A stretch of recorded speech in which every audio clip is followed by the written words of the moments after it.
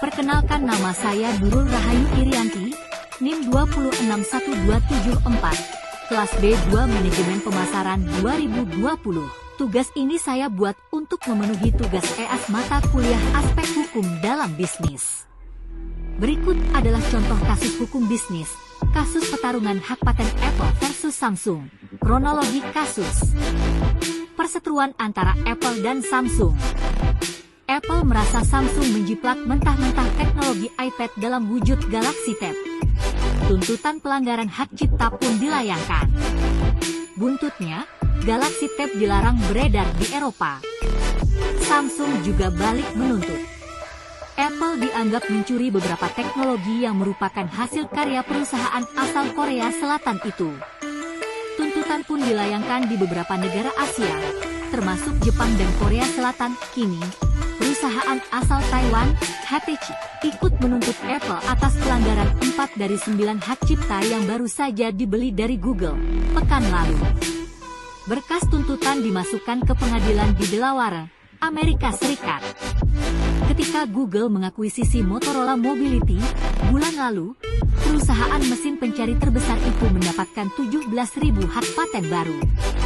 Jumlah itu cukup bagi Google untuk membuka toko paten dan membagi-bagikan ke perusahaan mitra kerja.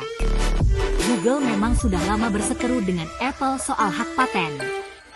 Kini, dengan senjata baru 17.000 hak paten itu, Google bisa mengajak mitra usahanya menggempur perusahaan yang pernah dipimpin oleh Steve Jobs itu.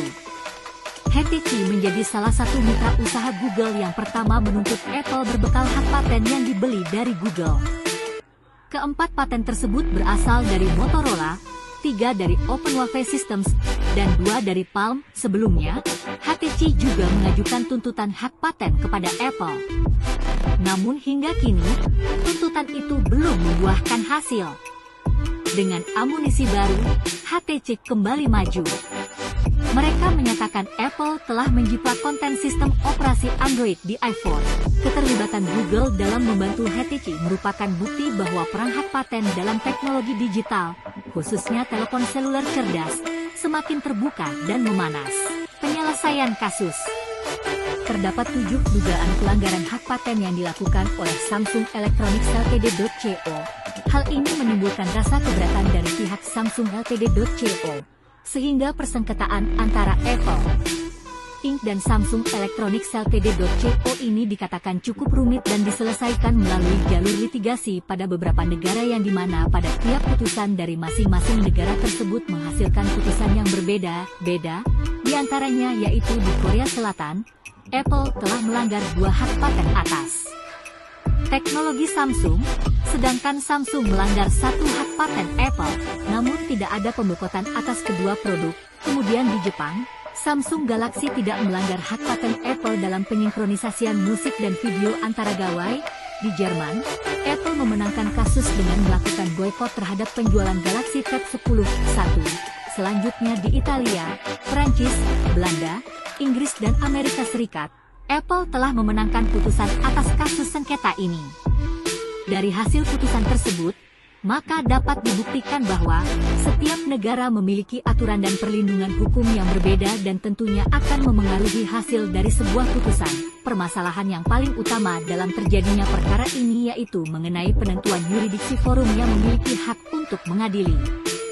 Dalam kasus ini, titik taut yang dapat disimpulkan adalah anak perusahaan dari kedua perusahaan tersebut terletak di negara-negara tempat mereka berperkara atau mengajukan gugatan, sehingga jika mengenai kasus mengenai hak kekayaan intelektual sebaiknya melalui jalur penyelesaian sengketa yang telah disediakan oleh lembaga-lembaga hak kekayaan intelektual, seperti World Intellectual Property Organization, WIPO, Mediation, Arbitration Center and Dispute Settlement Body World Trade Organization, WTO.